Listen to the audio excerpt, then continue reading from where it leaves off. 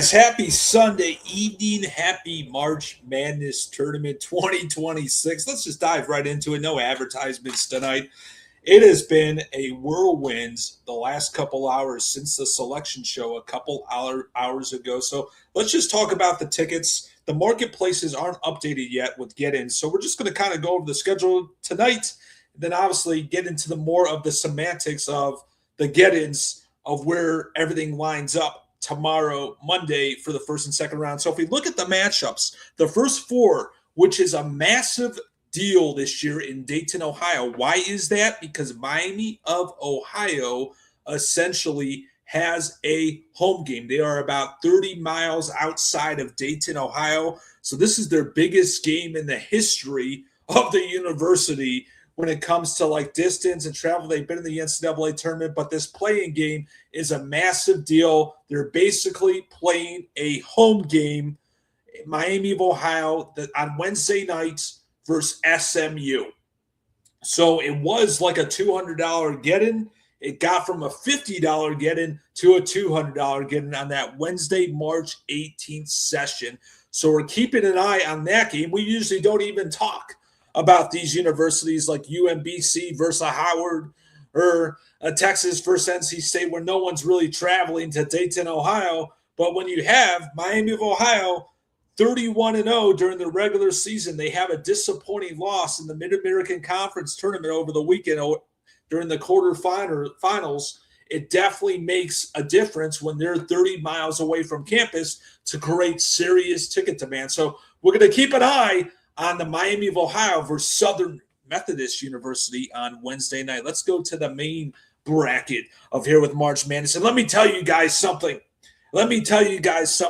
This has the most hype ever. When these athletic directors, the tournament committee does this, they are thinking ticket sales because this is just stacked. It's easy for fans to travel to. Let's kind of go over it quickly here in a nutshell. You got Ohio State TCU in Greenville.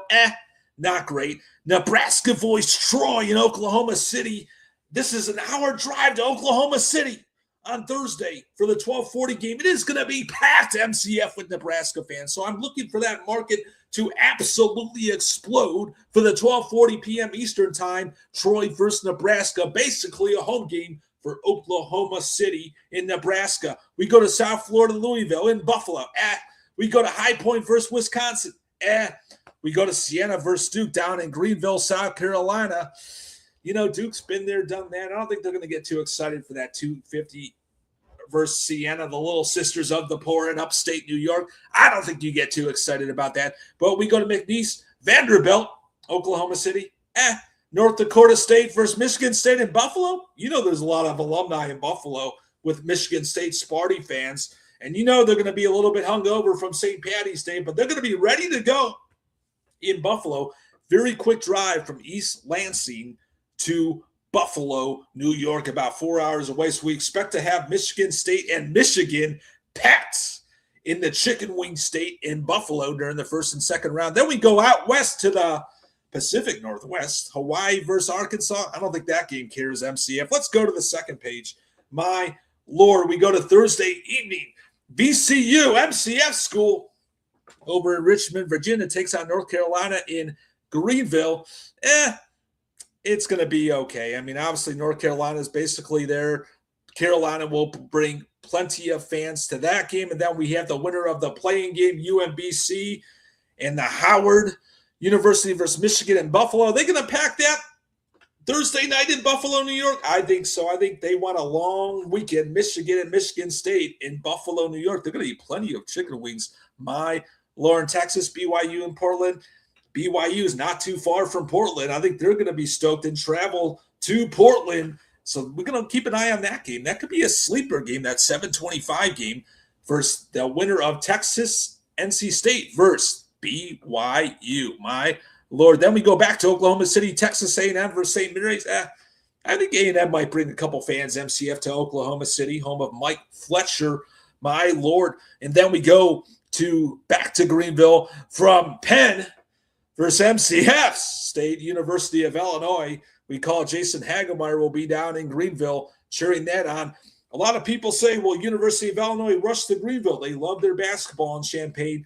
Not easy to fly from Champaign to Greenville, South Carolina. I don't know where the nearest airport is in Greenville, MCF. You can look it up and come on and tell us. But I can tell you right now, Illinois is passionate about basketball, and they will take a long weekend to hopefully spend that long weekend in Greenville, South Carolina. So that could be a hot ticket.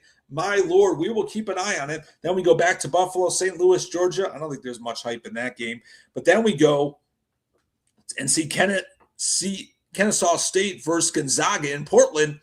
You know, Gonzaga is not too far from Portland. You see that this committee directors, they want the fans traveling to NCAA tournament games. They're making these games in driving distances from the university. Idaho, Houston, Oklahoma City. Houston's not that far from Oklahoma City, but they've been there, done that. Are they going to pack that game? We shall see. Can we go to Friday, MCF? My Lord. And you guys feel free to type in comments as we are live. Let me know your thoughts. You know, the exchanges don't have these games updated yet, so we're going to have to get into the get-ins tomorrow. So let's go to Friday, Santa Clara versus Kentucky in St. Louis, which is stacked, MCF. St. Louis is stacked. It is absolutely stacked. And we talk about St. Louis, but Kentucky, you know, Santa Clara, Kentucky, Kentucky loves their basketball. They can drive from Louisville to St. Louis, no problem. Then we go to Akron versus Texas Tech. We know John Gross over there from the Illinois days, and hopefully he beats Texas Tech as the 12 seed. LIU, Arizona, and San Diego has some hype. A lot of Arizona alumni live in San Diego.